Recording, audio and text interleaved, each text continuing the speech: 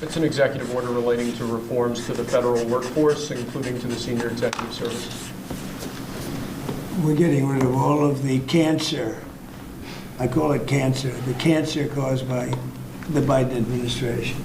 Within hours of his return to office, President Trump had signed executive orders impacting every facet of American life, not to mention the rest of the world he intends to tariff and tax. Sir, this is a proclamation declaring a national emergency at the southern border of the United States.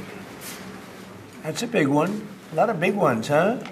Notwithstanding the shock and awe of Mr. Trump's executive orders, every president holds this authority under the Constitution and powers delegated by Congress.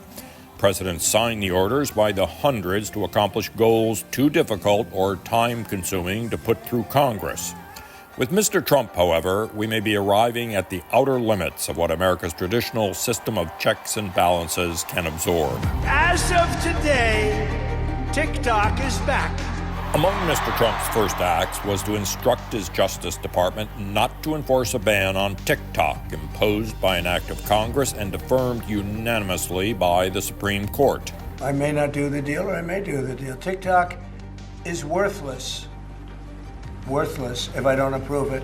It was noteworthy, too, that in his inaugural speech, Mr. Trump never mentioned Congress, a disdain for the legislative branch also shared by his White House predecessors.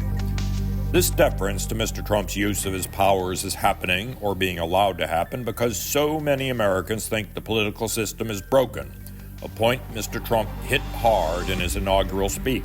For many years, a radical and corrupt establishment has extracted power and wealth from our citizens while the pillars of our society lay broken and seemingly in complete disrepair. In a blink, Mr. Trump went from 0 to 60 on exercising presidential authority, declaring 2 national emergencies. One on the border, which makes sense, the other not so much. This next one, sir, is a declaration of a national energy emergency. So you also That's a big one. Those who agree with most of his goals think, so what? The ends under the nation's current dire circumstances justify exceptional means. Still, it's worth considering how we arrived at a point of being willing to cede significant power to one presidential personality. The Imperial Presidency came out, I think, in 1974. The phrase the Imperial Presidency originated in the 1970s and is the title of a book written by liberal historian Arthur Schlesinger Jr. The Imperial Presidency is what happens when the balance between power and accountability is disturbed, and power increases and accountability shrinks. And I think that is generally the result of international crisis. There is growing in America a new sense of isolationism. After Korea, after Vietnam, many Americans say, let's bring everybody home. We've carried the burden long enough. That's good short-range politics. It's disastrous long-term statesmanship. In practice, Democrats have invoked the threat of an imperial presidency as a cudgel against Republican presidents. It started with Richard Nixon's impoundments of congressional spending in the shadow of Watergate, and will continue with Donald Trump today. Birthright. That's a big one. Congress in the 1970s enacted various reforms explicitly intended to weaken the presidency. Notably, the most oxymoronic law in U.S. history, the Budget Control Act of 1974, in which Congress assumed almost complete control over federal spending. The federal government has become a massive redistributor of income, a totally different kind of function that it's been engaged in, at least this scale in early years. The inevitable result, U.S. national debt today is more than $36 trillion. Preventing bureaucrats from issuing any more regulations until we have full control of this, the government and this administration. Like it or not, Washington still has to function, and what filled the void left by congressional dysfunction was the administrative state and bureaucratic bloat.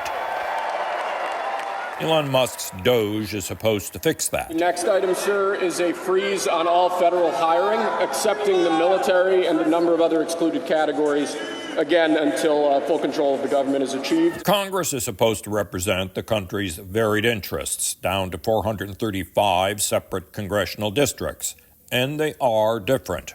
Mr. Trump is displacing that federalism of interest with the simpler idea of a uniform national interest, defined by him and executed by him. Could you imagine Biden doing this? I don't think so.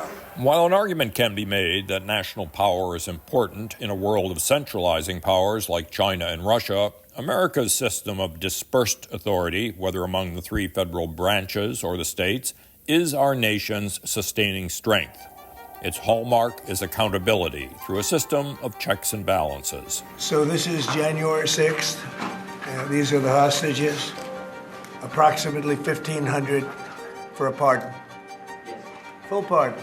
The Trump pardons this week were a lurch into unaccountability, as were outgoing President Joe Biden's. The message they sent is, you can get away with it. For American citizens, January 20th, 2025 is Liberation Day. We are about to enter another age of strong, if not imperial, presidential authority. And perhaps some of it is necessary, with no end in sight to Congress's underperformance. Mr. Trump's instinct, evident this week, is to be unbound by much of anything. Conservatives, not least his own people, will need to hold the 47th president to account.